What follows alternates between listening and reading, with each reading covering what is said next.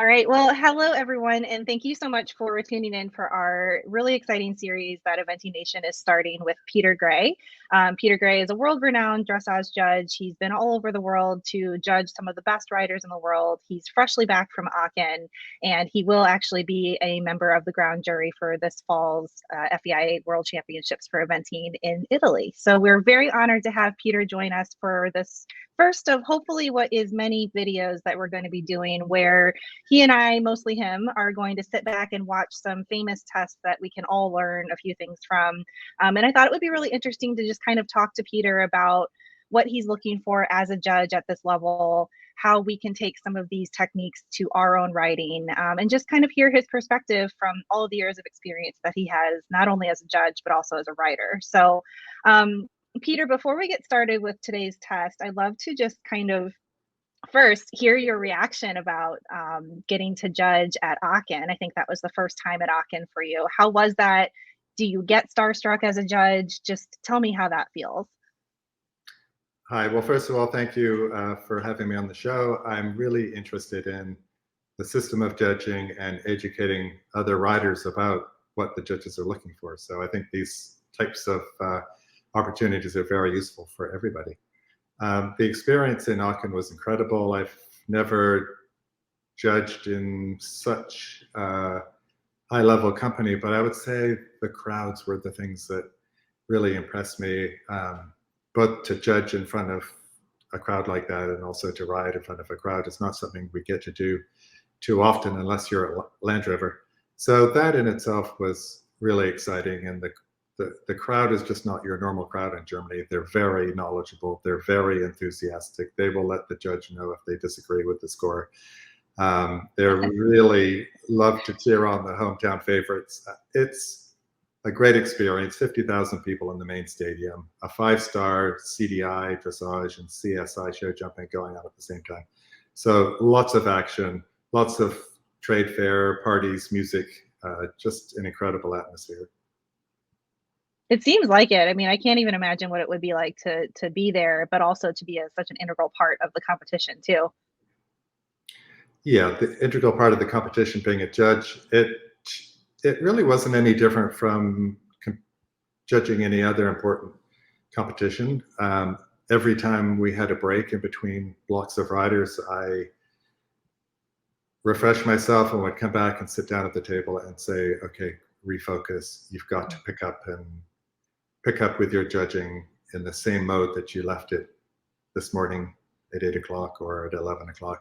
So you've got to stay consistent for the whole day or the whole 2 days if it's a 2-day competition. Would you say that is a challenge that you've had to, just with experience, get better with keeping your judging at the same level of objectivity throughout the whole day? Because I can't only imagine that after seeing so many tests in one day, especially over maybe 2 days, that that would be something you would have to really tell yourself is just remember to focus, and each course is a new, presentation for you to look at. Yeah, I think the other thing I just thought of as you were speaking, I'd like to mention that Marilyn Payne, my mentor, has mentioned this a few times, that the USEF education system for licensed officials is really, really good. So I think our North American judges who are good judges can go anywhere in the world and be right up to standard. I think the only difference is when you're judging in front of a large crowd, to stay focused and confident. Fortunately, I don't have a problem with confidence as being a judge, and I think that makes the decision making, which you have to do in a very split second for each movement, a little bit easier. I can't imagine feeling the pressure of high caliber riders or a championship competition. I can't imagine a judge feeling that pressure and not being able to perform. Certainly in the dressage judging, that would be really not a good experience. Sure. Yeah, I can imagine. And, for us as writers, I think that is something that's so useful to learn from your perspective of what kind of goes into your mental state as you're judging. And, for anybody watching who is looking for ways to volunteer or get more involved or just learn about the sport, one of the best ways you can do that is to sign up to Scribe. Peter is just one judge of many that travel the country at shows of all levels, and most shows are always looking for volunteers. So this is a great way. We're actually going to get to basically sit here as if we are Peter's scribes here while we're watching a test from Kentucky this spring. So we'll get to that in just a second. But before we do that, Peter, as a judge, I'd love to get some advice from you for our side of things as riders. We come in, and I know me, when I was riding and competing, my brain just fell out of my head whenever I would go to start going around the ring. But the judges are watching that. So what's your advice for us as we're going in and wanting to make the best impression for you as the judge? Well, I find myself in a very fortunate position that I can include myself in that us as riders category, because I'm still competing at FEI levels of dressage. I don't event anymore, but I still wanted to be in a competition environment of some kind. And it shouldn't be alarming that event riders go into dressage, because we've done that all our lives. But I think as a judge, being also a rider keeps me humble. For example, Sarah Kosmplek has a great series of dressage schooling shows in Florida in the winter. And I took my horse to do the 5-star test before Land Rover. I said, that'd be fun to ride that. Everyone else is there to practice the 5-star. And I'm thinking, oh my gosh, that extended canter to collected canter to stretch circle and canter is really quite a difficult movement. So I think the fact that I'm competing keeps me humble, and it keeps me real, and it keeps me wanting to be positive. So you also mentioned scribing. Scribing is such a great opportunity to advance your education. I highly recommend, not only for interested eventing enthusiasts, but competitors, take the opportunity to scribe a couple of times, because the learning opportunity is incredible. When I was competing at the international level in eventing, I thought I knew what the judges were looking for, but in those days we didn't have rider tests, and we didn't communicate much with judges. So honestly, I thought I was on the right track, but clearly I wasn't in many occasions. The other important thing is what you do after your warm-up and before you go into the main arena, and then to go around the main arena. Well, first of all, in the final moments of your warm-up, it's the opportunity to get your horse mentally prepared to go into the competition arena. You're not, I don't think, physically going to get him more in front of the aids or more energized in those last few minutes without creating tension. So I think the first thing to think about is the mental preparation for that entrance down the center line. The next thing is to be aware of time management. Time management for your 2 minutes, your 1.5 minutes going around the ring. So first of all, be ready to go right in as soon as the other rider comes out. The quicker you're in there, the more time you're going to have around the arena. Second thing is do something that makes sense as far as preparing your horse to go down that center line. And third of all, show the judge something you can do, not something you can't do.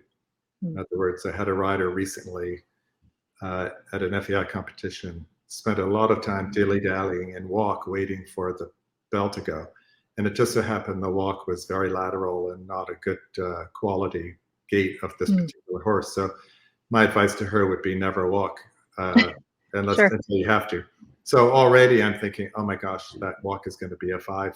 What a pity. We're not supposed to prejudge, but we can't help but have opinions as we see things happen. Yeah, that makes sense. I think that's all stuff that we don't think about as our brains are falling out of our heads, like I said. And I think it's important to be able to take that breath and think, okay, I'm already being watched. Yeah. The other thing is 45 seconds after the whistle goes, at Aachen, in the pure dressage, in the team competition, Ingrid Kilimke was on the team competition, and she entered and got a -2 for being late. I mean, what a way to start your test. Wow. So don't waste any points. Yeah, for sure. Well, we're going to move into our first test, which is a man who really does not waste points. We have enjoyed learning that about him over these past few years. And it's our Kentucky winner from this year. So we are going to actually go through and watch Michael Jung and fischerChipmunk's dressage test from Kentucky in April of this year. So this was the winning test that went on to be Michael Jung's lowest 5-star finish ever. So it's a really great example of what judges are looking for. And, you know, as I'm getting this set up here, Peter, one thing that I think is really interesting is, you know, Michael, I would say, does not necessarily have horses that are, they're flashy and they're fancy and they're nice, but they're not horses that you're seeing at the ring like, oh my gosh, I have to watch this test because this is just such an exuberant mover. And I think sometimes we think of these winning dressage horses as these incredibly fancy, expressive movers. And honestly, I think what Michael does really well is he really shows off his horse's abilities. Would you agree with that assessment, or what's your thought? Absolutely. He shows the horse in all three gaits to the best of the horse's abilities. And what I would like the listeners to really focus on is how deep he goes into the corner. All of our coaches at all levels tell us to go deep in the corner, but the judge is judging the freedom of the gait. Now, with some horses that don't have a high degree of balance or collection, going deep into the corner is actually going to take away from the quality of that trot or canter or walk. So Michael shows a very nice balance of going deep enough into the corner, but in every corner he shows suppleness, which is bend, and balance, and he maintains the power. He maintains the forwardness of the gait. It's so disappointing when riders actually slow down the canter to go deep in the canter, because you're destroying the natural quality of the gait, the marks that I would have given to the gait, and what we're judging, the freedom of the gait. So it does not only restrict the horse's movement, which you normally associate with overbalancing the horse, but by you know, the corners almost overbalancing the horse.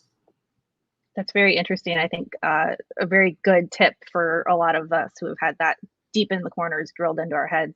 That's something that you think you probably see a lot. Grand Prix and Pure Dressage Grand Prix, the expectation is that the horse's power and balance and strength and degree of collection, which is the uphill and enhanced engagement, is such that the expectation is that you go more deep into the corner, but not in eventing.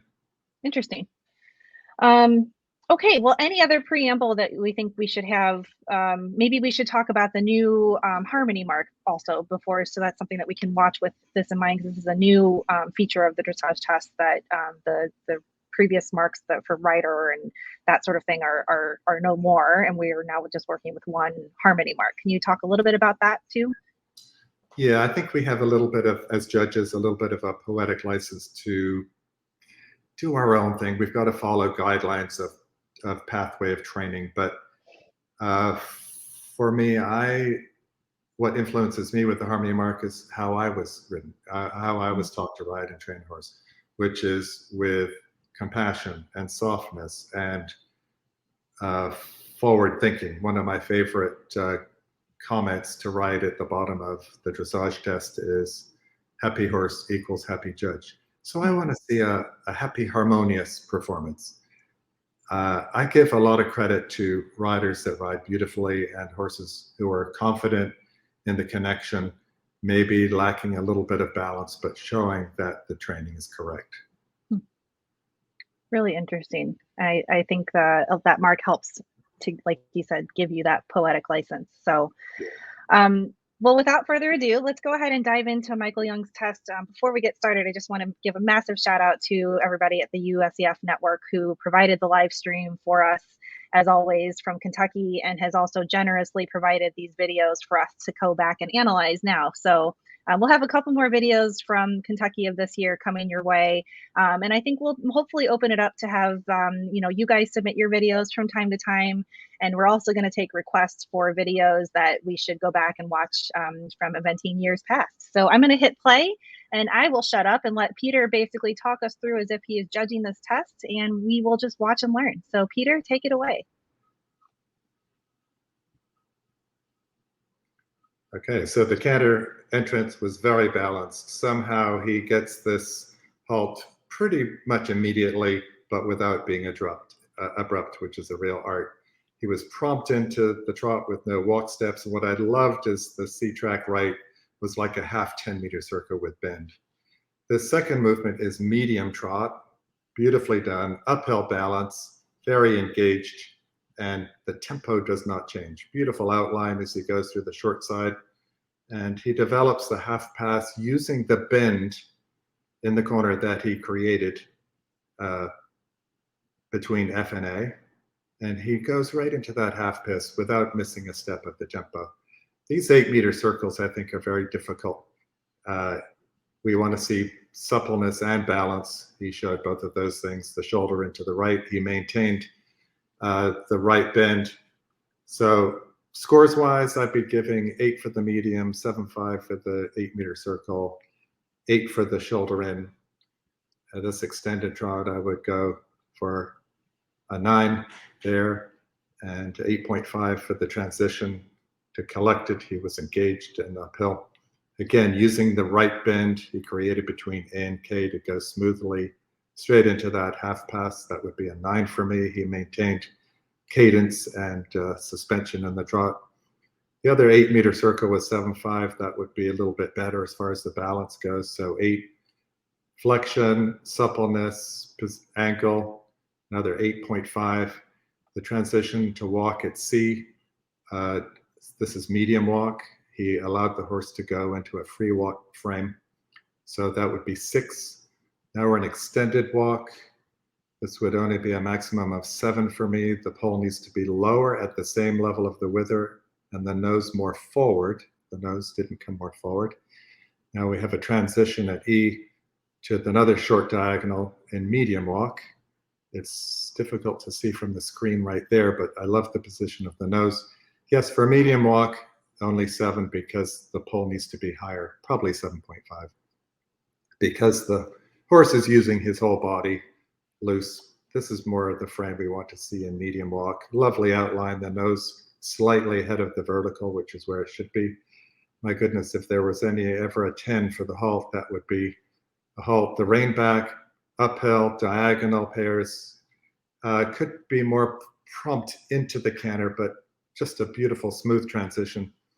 I would have given a 9 for that rein back to canter, but I'd then drop it down to a 7.5 or 8 because you noticed he took a half step forward from the halt before the rein back, a little bit miscommunication there. I know we canter half circle. The fluency of the change is so dramatic there. When a judge says fluency, it means that the canter stride is airborne. There's no restriction, shortening the stride, tightening the hindquarter. It's smooth and forward. Half pass to the right. He's showing a lovely position. The bend and flexion is correct. So that first flying change would be probably a 7.5, 8 for the half pass, and 8 for that other flying change because of the straightness. It was absolutely beautiful. Lovely sideways jump here. The hind legs do not cross over in the canter half pass, but the sideways flow is beautiful. You can see that right to left flying change. Excellent. That's got to be a 9. It was quality canter, showed suspension, and straight as an arrow. Extended canter, I would be on an 8, but because there's no transition mark, I might drop it to 7.5 because he could have, in my mind, come and showed more balance at the end of that long diagonal. Very nice stretch. I'm a stretch fanatic. I would have liked a little bit more, but still good enough for 7.5. Here we're getting ready for another flying change. Not quite as straight through the body, a little bit over flexing to the right. So I bring it down from an 8 to a 7.5. Very nicely balanced onto the center line. Again, he comes onto the center line more like a half 10-meter circle than a deep corner. Well, if you're ever going to give a 10 for the halts and salute, that might have been your 10. Again, beautifully balanced into the halt. Prompt, but not abrupt. Square, the horse was very focused, stayed on the bit, stayed soft, and obedient through the whole halt, which of course was straight and very, very square. Harmony mark, you'd have to be on a 9 because this was not only a great example for riders how to ride the test, but honestly for judges to see the components of the technicality of each of the movements demonstrated so beautifully.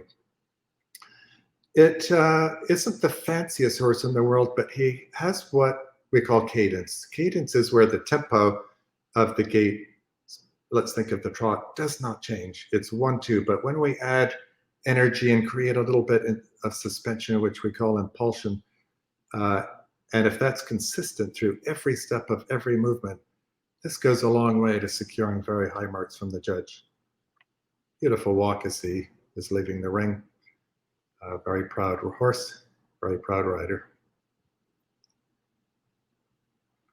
I think I love Michael's horses a lot for what you just said, in the sense that I think it shows us as normal riders, not Michael Jung, that, you know, riding your horse to the best of your ability and to the best of your partnership and showing off that correctness will get you points where you may have lacked in expression before. And I think that is such a cool thing to take away from these types of tests and these types of horses. Yep. So there's our 10 halt, but that just fine little half step forward before he went back, which would drop that right back to canter by 1 mark. Beautiful fluid change. Again, no tightening of the hindquarter. Everything's loose and free and correct. Once we start going above a 7 for the flying changes, you have to have the balance and the quality of the canter to achieve those scores, but he demonstrated that very nicely. As you've seen this 5-star test evolve, you know, we've had a few different iterations of it, more than a few. Do you have any observations on how the test has changed for the better or for the worse? I mean, what are your thoughts on these updated tests and how they, you know, show off what you're looking for? I don't think it's necessary to have any more degree of difficulty for event horses. I think what this test asks of the horses is as much as we need to see as judges. It really demonstrates the communication with the rider. It demonstrates the training that goes on at home. And for me, this is what going to a competition is all about, is it's showing the judge what you've achieved in your training at home. What did you think of the test? I thought it was beautiful because, you know, for the reasons that I said before in terms of just correctness. And I think it's, if anything, the biggest takeaway I take away from Michael's riding is forward, like you said, flowing forward. So those are 2 of the things that we don't see in every test that I think is the ultimate mark of harmony. Yeah, it's very difficult though when you ask riders to go more forward. In the test you say more forward, the coaches say more forward. It's a fine line between going more forward and then getting too quick. And a ride that is too quick, you want to give good marks, but it just doesn't have the right feel of patience and balance. So it's not an easy thing to achieve, but I agree with you. Michael showed that beautifully. Forward enough to show the freedom of the gait, the engagement, the power inside the horse, but without overriding it so the horse starts to lose his balance. Sure. And I think that's training skill, right? I mean, the balance comes before the collection and the ability to be correct. And so I think maybe skipping those steps is how you get to that quickness and rushness and off balance type of feeling. So yeah, the other thing I might add, because I am competing and I'm a trainer and I'm also coaching a lot, I've really felt over the last 2 years that riding in the competition arena is almost like a different sport in the dressage. What we do in the warm-up and what we do at home, especially in the warm-up, is to get the horse physically and mentally ready for the competition arena. What I see, especially in North America, is so much micromanaging of the gaits in the competition arena, as if they're at home, as if they're in the first half of their training for the warm-up. It's almost like a different ride. You go in the ring and the ride is totally different. You stopped micromanaging, you stopped training, you show off what your horse can do without restriction, without overly balancing, and try to get one transition to flow into the next one in the smoothest way possible. That makes sense. Well, Peter, thank you for your expertise and your perspective on this test. I think this is just one example of a test that we all aspire to have at least once in our life. I'm pretty sure I'm never going to get a 20, but maybe, hey, maybe there's hope. But thanks to your help, I think this is great for our education as riders and as competitors. So I can't thank you enough for spending the time with us today. You're very welcome. That was fun.